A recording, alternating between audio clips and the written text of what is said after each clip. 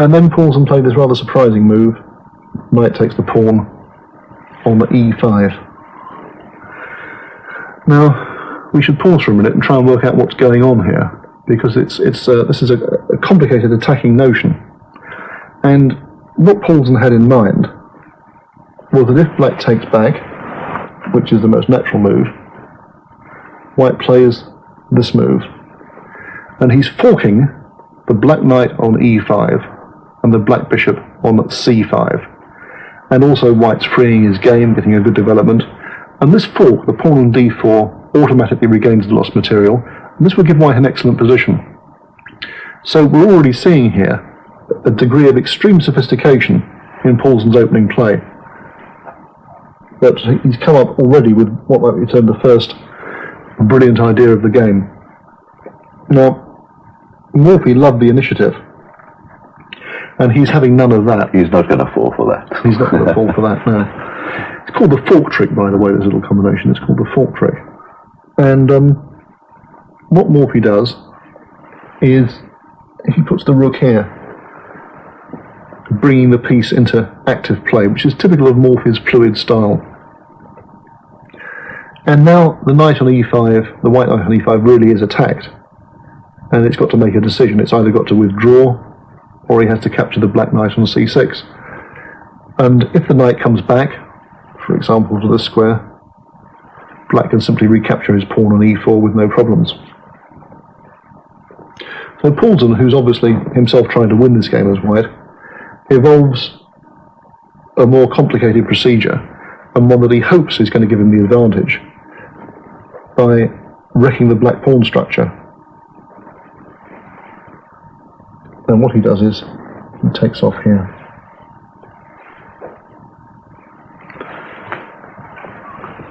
And Morphy takes back. See, I guess 9 out of 10 average club hackers would have taken with the other pawn. Yes, that's interesting. Let's put the knight back for a minute. Yes, many people, as Donald quite rightly said, would have taken back this way, capturing, as is known, towards the centre. And this gives black a more compact pawn structure. But what Morphy wants to do, by taking the other way, which he does, is he wants to free the position for his own pieces to come out. See, by taking with the d-pawn, the black bishop on c8 already has a free path. Right. And the queen on d8 gets the whole of the d-file on which to operate. Yeah, all opened up. That's right.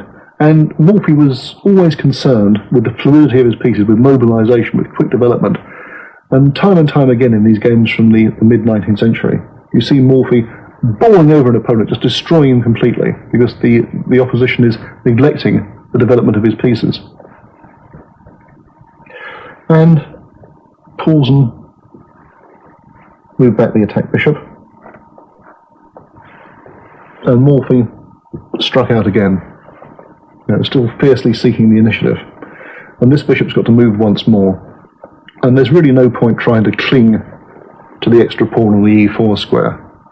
I mean, the only way white could do that would be by putting the bishop on this square here, but then the white position is completely congested, and this would be taking a dreadful risk. So Paulsen quite sensibly put his bishop back onto e2. Let the pawn go. That's right, he let the pawn go. And what he's relying on is the fact that after he's given back the extra material, that the black pawns on the left-hand side of the board, on the queen's wing, have been compromised. They've been doubled. There are 2 pawns on c6 and c7. They become weaknesses.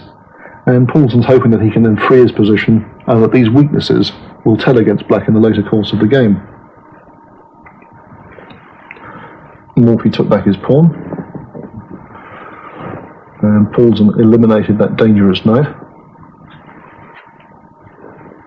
And Morphy took back once more. Rook takes e4.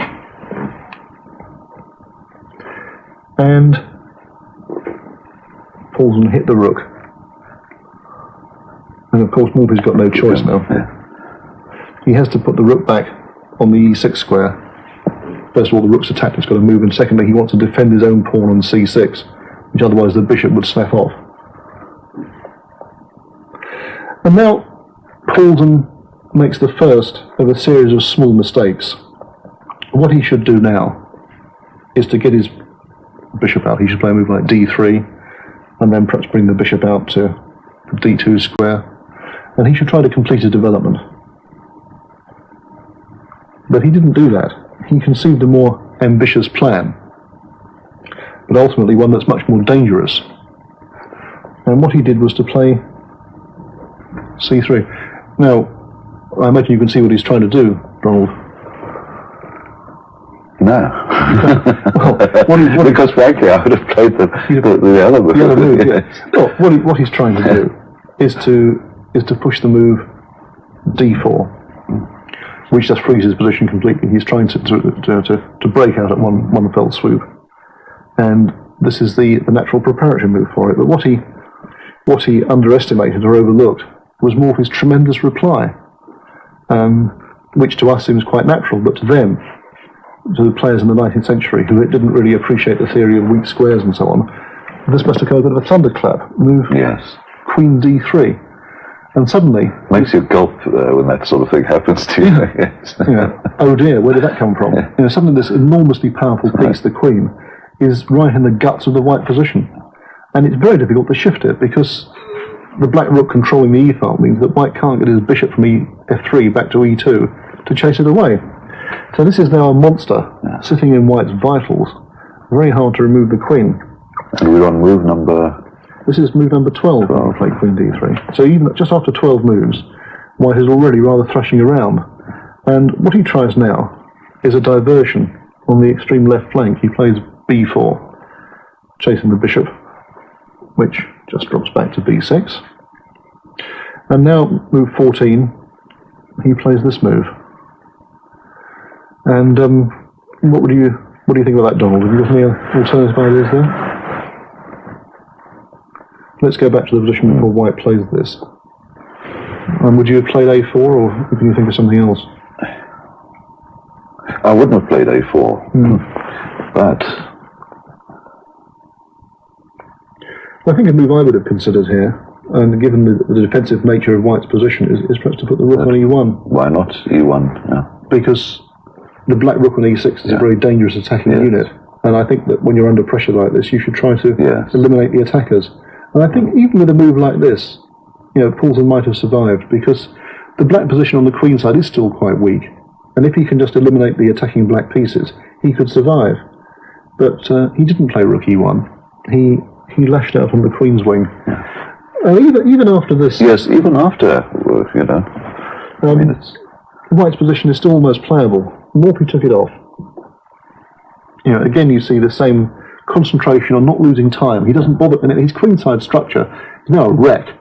He's got 4 pawns, isolated and doubled, and they're a monstrous wreck, really. But he doesn't want to lose time. He doesn't want to have to defend against the threat of white pushing on the pawn to a5. He just wants to get his pieces out as quickly as possible. But you'd think it'd still be very... why not even now? Rook to e1. Yes, white in fact took the pawn back on a4, but again, the sensible move is rook to e1 to eliminate that dangerous piece. And the pawn on a4 can always be captured later on. Yes, I knew an old ex-Lithuanian player used to always say, it won't run away. It won't run away, that's right.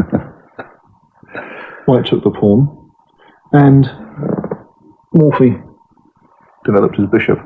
A dual-purpose move. First of all, he wants to bring the queen's rook into the game as quickly as possible, and secondly, he wants to defend the pawn on c6. And now this is really where I think Paulsen throws the game away by underestimating Morphy's tremendous powers of attack.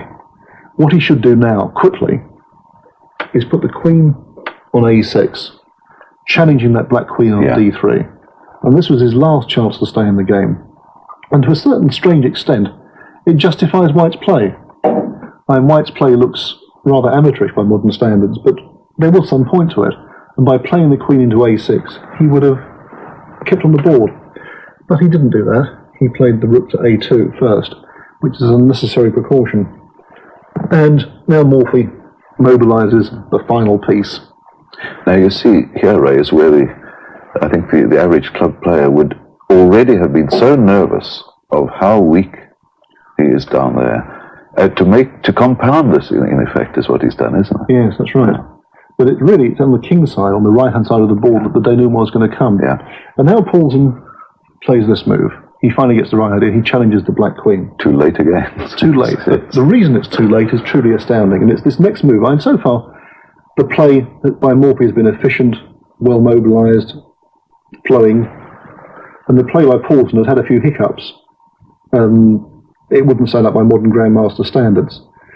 But it's Morphy's next move that really catapults this game into the Super League. It's a move that would have bowled over all the contemporaries, especially with the black pieces playing such a decisive attack. And this is it. Watch carefully now, as black sacrifices the queen. Queen takes f3.